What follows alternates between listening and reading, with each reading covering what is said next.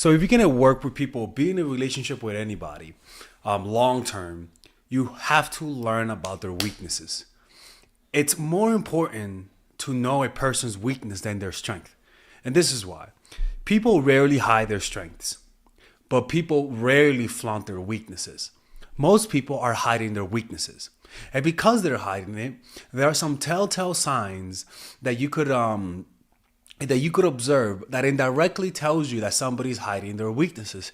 Just like you could tell if somebody's hiding underwater, you don't have to look at their body. You could just look for the air bubbles that are popping up. Hiding weaknesses always has sign. If somebody's hiding behind a tree, you may not see them visually, but if you could sense their smell, or you could look at ultraviolet rays, or you could look at the way that the tree looks, and through that, maybe you could sense that there's somebody behind that, right? So even though people hide things, everything leaves marks. Everything leaves a mark and leaves clues. And so we're gonna discover what that is, because a lot of the times what we consider our strengths are really just weaknesses in disguise. Almost all the time, a lot of the times, right? So let's talk about that. Now, remember, this is much easier. Reading people and learning their weaknesses is much easier when you know them in a social circle. Meaning, when you know them in isolation through their friend, through like online dating, or maybe somebody recommended you somebody to hire, for example, you don't have that context, that social context. But when you know them through the friends and family, by you just knowing who their friends are, how their family members are, you have context that can be used to understand them in a holistic way. But when you know them from Bumblefuck and you have no network with them, you don't have that type of like feeling, touching grass type of connection with them. So it's almost like studying a tree without studying what other trees are around it, and without knowing what country is in and the type of climate. You need that context. So remember, it's much easier to start with the social circle. And the way to get information out of them is to always start by seeming interested in them. It always starts that way.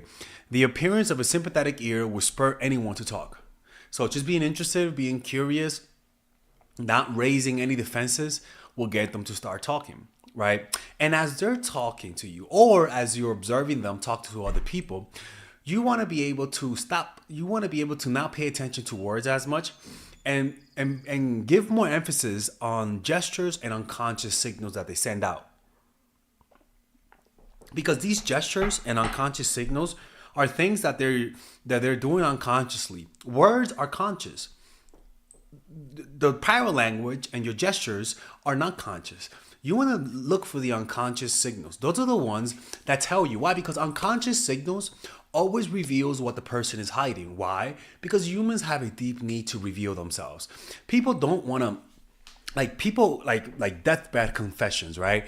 People want to reveal even their dark side. They're yearning for somebody to know who they are. So because of that, their conscious mind might not be sending those signals out because they know of the consequences, but their unconscious mind, which is their body, will leak out those unconscious signals on your behalf. The key is to not only what you look for, which is the key, like the words and the weaknesses, but where and how you look. So you gotta look not at their words, but nonverbal cues, and not just look at them and listen to what they're saying so that you can respond.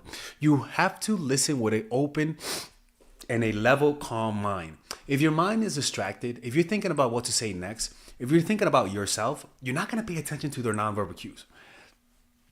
Like, nonverbal cues say so much about people, say so much that we tend to ignore it because we just don't know how to read those signals.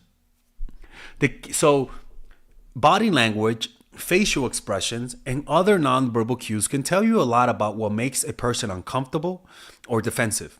For instance, sudden changes in postures or avoidance of eye contact or fidgeting can indicate discomfort or potentially areas of sensitivity. For example,